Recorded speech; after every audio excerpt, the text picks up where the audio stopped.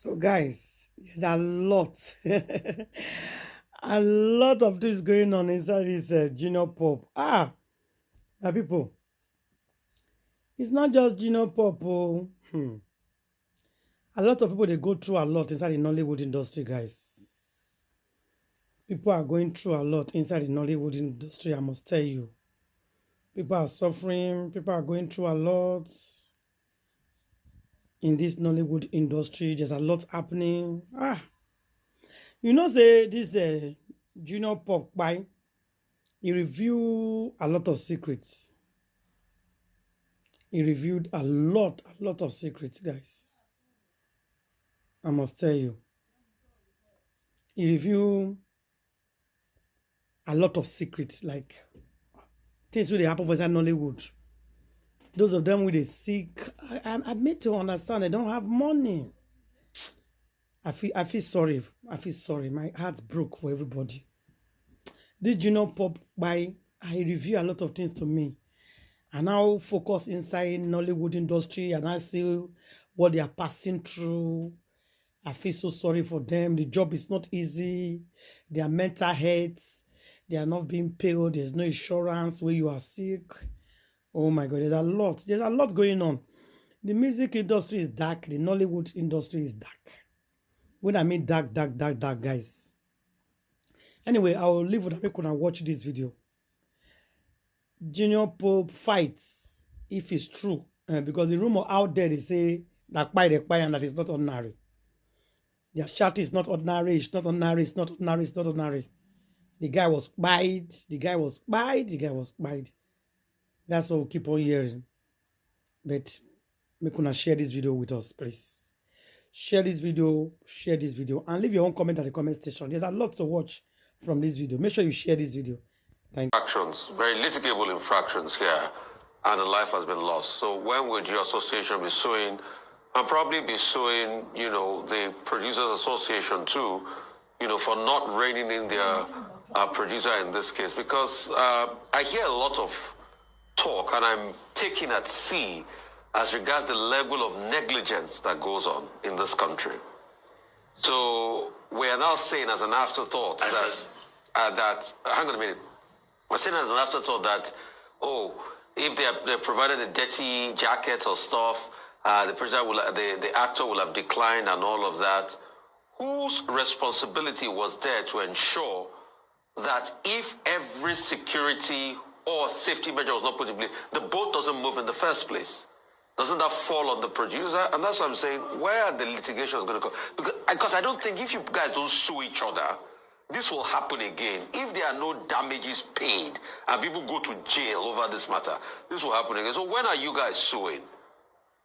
At least if we're able to get to the end of this. I want to immediately let you know, like Queen, the president of AMP, was just speaking. Our lawyers are already preparing documents because this matter is actionable. Very good. I'm only waiting for the small committee we have set up. At least if we're able to get to the end of this. I want to immediately let you know, like Queen, the president of AMP, was just speaking. Our lawyers are already preparing documents because this matter is actionable. Very good. I'm only waiting for the small committee we have set up to give me the report on all the things that happened. I also learned that not only the day that Junior Pope died, a day, previous day, they still went on the waters without life jackets.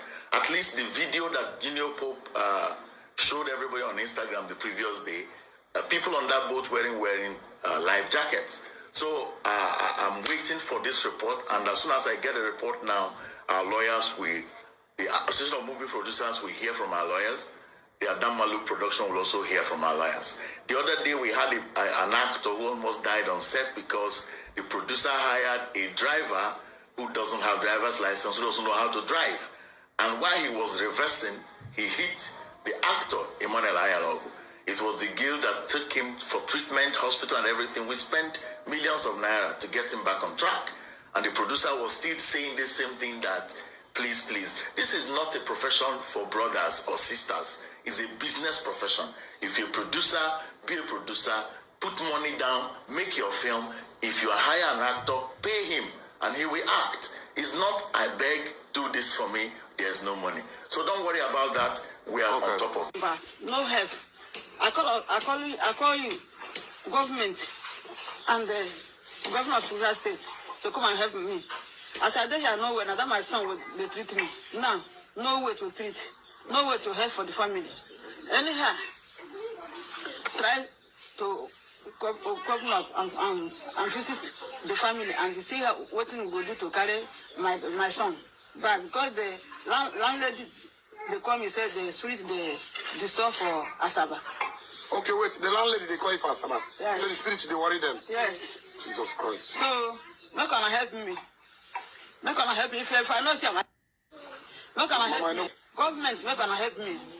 Government, not gonna help me. Whatever I do, not gonna help me now. Is offered by the YouTube channel, a very good platform. But unfortunately, like anything that comes to Nigeria, our dear country, people jump in and try to mess it up. I watched with dismay, and I make this video out of no malice to anybody. It's been messed up by different things, especially the actors are doing. And mark my words this day, if I be the professional that I have been all these years, then what I'm going to say to you right now is going to come to pass. We built Nollywood brick by brick, block by block. But the guys who have besieged YouTube, actors, not the producers, don't have any sense of purpose or process to create a procedure for a lasting videography of creating content. Take, for instance, the whole irony of one-day shoot is not sustainable. Some of them now make it so difficult for producers and tell you one-day shoot is 1 million, so 1.5 million. One-day shoot. It is not sustainable. And unfortunately, my very high-standing colleague who started this one-day shoot, go and ask him. Unfortunately, he's not in good health. Why? I know for every person who gives you a job, he wants it done. So, they pack you with enough to finish in one day. 30 scenes, 35 scenes. Betano, bonarunama. Cut meat, for nama bodio. Most of you think you're enjoying giving conditions. I'm fully booked for the next 6 months. I'm doing this on your health. I hope you enjoy good health like those of us who started 35, 38 years ago. Because what you're doing is not sustainable. I dare you normally earn all your money. But then, the disservice you're doing to professionalism is not going to last long. And by this not saying, the way I see it, YouTube is not going to last long in Nigeria, or as a platform. So, that's why people like me, Njasaba, Mechalo, I go to Enugu, Mechalo, Lagos, Mechalo. And then, most actors, like everything in Nigeria, have created their own channels. They've stopped acting for other producers. That's not a way to build the industry. You need to lend your service to other people. Yes, we're creating content, but then we all need each other. That is the spirit by which Nollywood came about. So all this thing, I don't see a sustainability of it, that people are now given different conditions, no actor is free, and so on. I'm advising you, Imechala Asaba, Imechala Enugu, Imechala Ibadan, Abuja, and so on, and we will be going. By what I see presently, you don't know what you're doing to your health. You shoot 25, 30, 35 scenes a day, and you think, go and ask your brother what it means. Yeah? It's unfortunate. I hope it doesn't tell on your health sooner than you expect. don't forget, many actors in Nigeria don't have insurance. And the much I know that the Mecca rulers as president has fought to get an insurance keeps on being fought by the so-called top actors who don't want to pay just a minute into an insurance fund. Most unfortunately, this is what is happening. I need to bring this to the notice of the public, because what am I, an old man sees sitting, you cannot see it standing on the tallest rock. I bring you good words. Have a rethink. Those of you who think you are earning 1 million a day, 1.5, it's not sustainable. Better have a rethink. I hear you know malice, you know your money, but then I also want to call on those.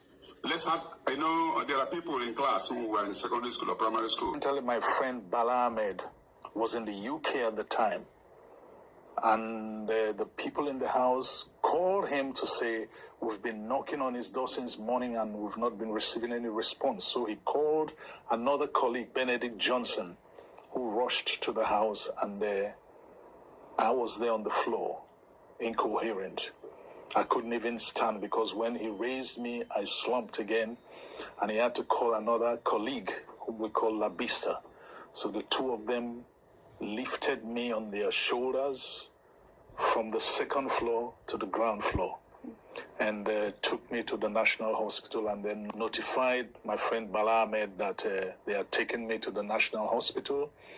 And then the Minister of Women Affairs stepped in, called my wife, who flew in from Lagos, because all this happened in Abuja.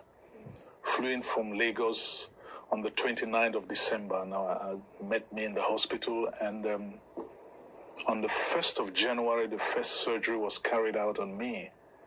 You can see the mark here by Dr. Biodun Ogungbo. Awesome guy, he's a neurosurgeon. And I kept going for different kinds of scans. About a month thereafter, I went for another scan, and they discovered that there was still some residue of blood clot in my brain. So they had to do a second surgery by the same Dr. Biodun Ogungbo. And they were able to scoop out all the blood clot, and I spent some time recovering and all of that, and it was recommended that I should come to the UK for post-surgery assessment, which is why I'm here. I've been able to see Dr. John Ye on a number of, my last visit was yesterday. The first time when I saw him, he prescribed some tests. There were 4 different samples of blood tests that were done, and some other tests also. So we met yesterday, and he gave me a feedback on all of the tests. So when I go back to Nigeria, I'm still going to see Dr. Biodun Ogungbo for him to go through the feedback given by the doctor here to see what else needs to be done. But in all of it, I'm grateful to God Almighty, and I'm also grateful to so many people who stepped in. The President of Nigeria, the First Lady, the wife to the Vice President, the President's son, Kcee, Minister for Women Affairs, Minister for Arts, Culture, and the Creative Economy, Minister for Works, and a whole lot of other people. Even I was receiving calls from South Africa, from the UK, from the US, from some of them were willing to, they were asking me, how can we help? How can we be of assistance?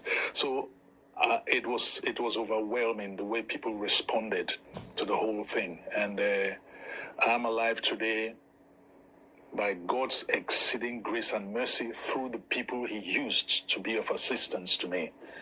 And here I am, strong and healthy, and of a sound mind too. Well, you're definitely of a sound mind. And can I just say, first of all, thank God for your life.